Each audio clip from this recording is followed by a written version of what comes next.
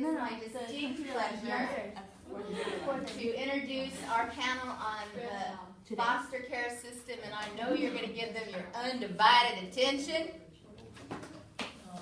Yeah. Our panel consists of Tatum, Rachel, Brandon, and Dawn, Sarah, and Nick. We look forward to bringing them all together. All right, good morning, everybody. I'm Nick, and we're going to talk to you today about foster care. Just some of the topics we're going to cover: how the foster system works, positive, negative effects of the foster care system.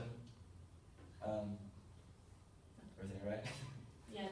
Attachment issues, adoption, and then we're going to have some stories at the end because stories are good. All right, so how the foster system works. Basically, prospective parents that want to go into foster care go through a training system that goes to their local foster care home, and they'll be trained by social workers or different workers in the foster care system. Different things they'll have to do. They'll have to show the social workers their time management skills, how they're going to use the money that they're going to get every month. They have to go through the social worker comes to their house and sees how the family interacts for a day, stuff like that. And then the social worker after that will go through a background check of the parents and a home check. What happens at the home check is they'll go around the house and check for, depending how old, because the parents have a preference or can state a preference of what age they want to take in for foster children too. So if the foster children are going to be really young, they have to go around and check for things like plugs into outlets, so the kids will get their fingers stuck in outlets, fences around pools in case the child falls in the pool, just different things like that. Ironically though, Princeton did a survey of local foster parents, and less than a third of them felt that they were adequately prepared for foster care, but I guess what parents actually feel like they're prepared for taking in kids anyway. So. Social workers at the end of the training, when they're all about to get certified and start taking in kids, they suggest to the parents, and the parents don't have to listen to the suggestion, but they suggest that the family takes in a foster child that is consistent with the family order that's already in place. So they want the family to take in a child that's going to be younger than the youngest child already living at the house, so that there's no misconceived control issues, or no feeling that this new foster child has any power over any of the children already living there. How children end up in foster care, there's a bunch of different ways. I mean, there's the obvious child abuse, drugs. If the parents die and there's no one left to take care of them, they go to foster care. Unwanted pregnancy, and just plain dumb mistakes. There was one where the mom took her two children to go visit her boyfriend who was in jail, and when they showed up at prison, she left the 2-week-old and the 2-year-old in the car while she went to visit her boyfriend inside the prison. So that's how their kids ended up in foster care. And over to Sarah. Okay, good morning, everybody. So Nick touched up a bit about how kids end up in foster care, and so we're not going to talk about attachment issues that much, but I'm going to talk about the types of foster care placements. And so this consists of, so there's different types. There's long-term, short-term, emergency, respite fostering, parent and child fostering, placement for disabled children, and also short-term breaks. And so I'll just go over exactly what these are. And so long-term treatment basically are for children who experience issues, and this could be pertaining to violence, just stuff that they experience at a young age that can be very,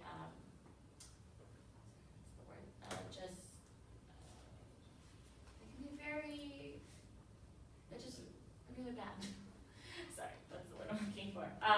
But yeah, and so what happens is these children go with these parents, and usually they're more for reasons of helping the child get better. So it's really focused on having the child work with their foster care parents that help them through these things, so whether it was child abuse or certain things like that. So that's what long-term treatment is for. Short-term is the one that's more common that everybody knows about. It's really just focused on the child moving house to house to different foster care families for a shorter period of time. It's the same as sort of a long-term, but it's not as severe for these cases for these children. So these children are placed into short-term.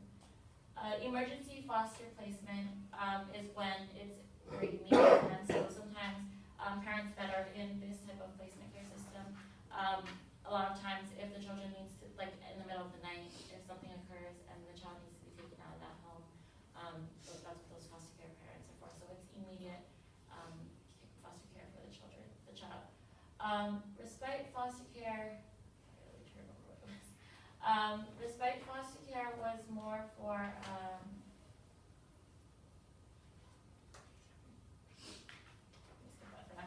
okay, parent and child foster care. So for the most part, you don't really hear about parents going to foster care, but actually they have a placement where children and their parents go to foster care. And so what happens is parents actually get to live in a home setting with their children, but what happens is the foster care parents or the foster care family teaches them skills and guidelines how to be better parents, teaches them how to interact with their kids properly, and teaches just them how to be in a basic family home basis. And so that's what this is for. And on most cases it won't be, I guess, child abuse, but more like working on lower levels of that. Placement for disabled children. A lot of times there are children that are have learning disabilities, physical disabilities, and so they do have specific placements for them, for parents that are willing and that are able to take care of those children. And short-term breaks, a lot of the times, it's kind of similar back to short-term, but not on the severe case of like abuse and stuff. A lot of times, a lot of foster care families, they have the kids for an extended period of time.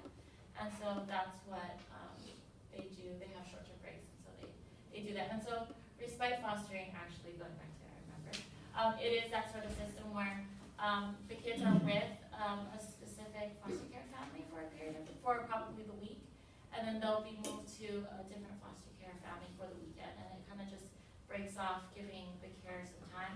I was really shocked by it when I first heard about it. I was like, okay, so that's a lot of moving for the kids, and so that was just really shocking when I heard that about it. A lot of times that the kids are placed for a week and then weekend in a home and moved back, and stuff like that. So yeah, those are just different.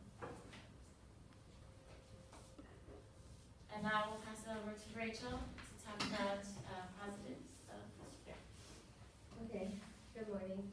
So, I'm going to be touching on the benefits of fostering a child. So, it provides safety and well-being for a child in need of a home. So, it just helps the child to feel like stable and that they have a safe place to go to. And makes them feel secure and that the people around them love and care for them. Because most of the children that are going into foster care have had traumatic experiences with their family life.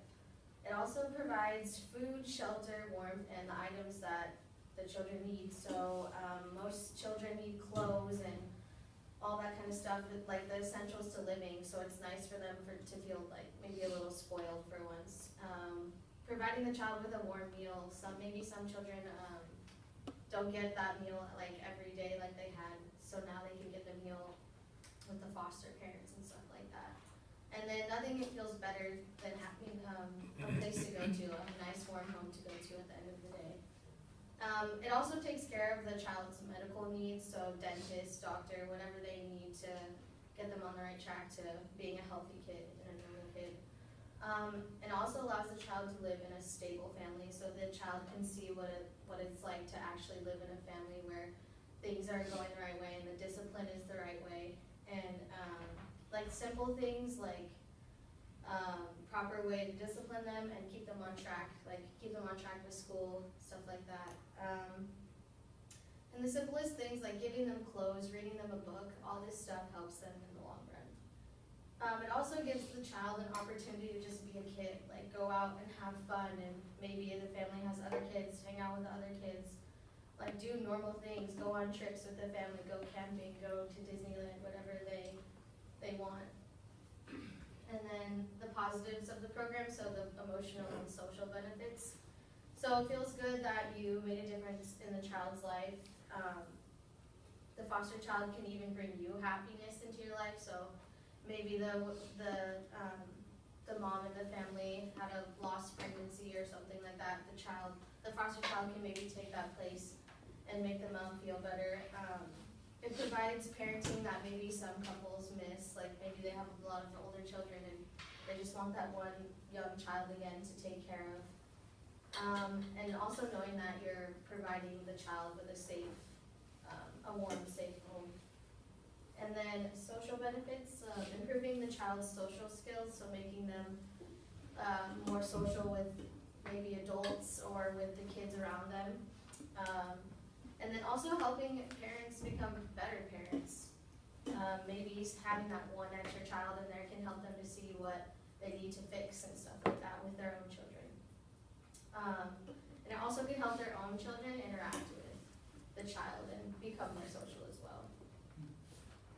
And then it can also model the way a child should grow up in a healthy way, and it also can lead to adoption.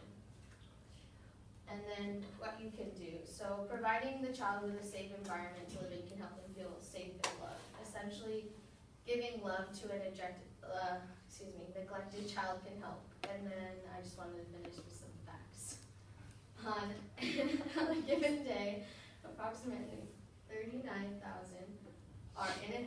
children are in and out of home care in the United States. Children entering foster care remain there on average of 2 years, and nearly half the children in foster care have chronic medical problems. So just providing a child with a healthy living environment can really help. Take it loose. Okay.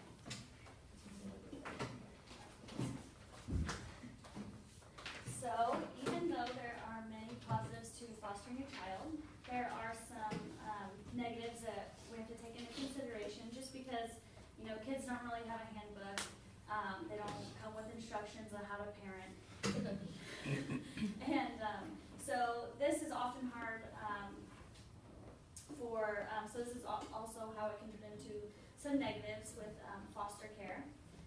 So according to the article, Child Protection and Child Outcomes Measuring Effects by Foster Care, illustrated by Joseph Doyle, he states that over 2 million children are investigated for child abuse and neglect each year in the United States that enter into foster care, which is an outrageous number. And roughly half of those are found abused. And then approximately 10% of these abused children will be placed in protective custody, also known as foster care. So, it is a good thing that, they have a place to go after they are found abused, but then will they be placed in another abused home? We don't know. And then according to another article by Philip Fisher, he states that young children in foster care are exposed to high levels of stress, just because many times children are bouncing from foster care to foster home.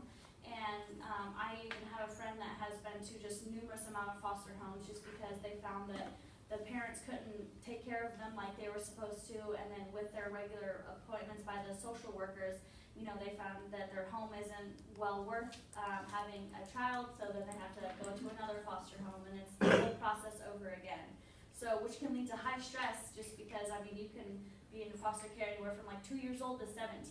Either way, it's high level stress for the child. So these experiences include social, academic, and mental outcomes of just overall stress, just because that's what stress can do to you. Stimulating these neurobiological stress responses plays a role in shaping these neural systems that contribute to these responses. So obviously having social and academic stress can lead to poor academia and social stress, not being able to really connect with any kids, and just mental health issues. Having these early stress response systems are related to physiological and psychological problems later on in life, just because they have these problems early on. This obviously doesn't go away.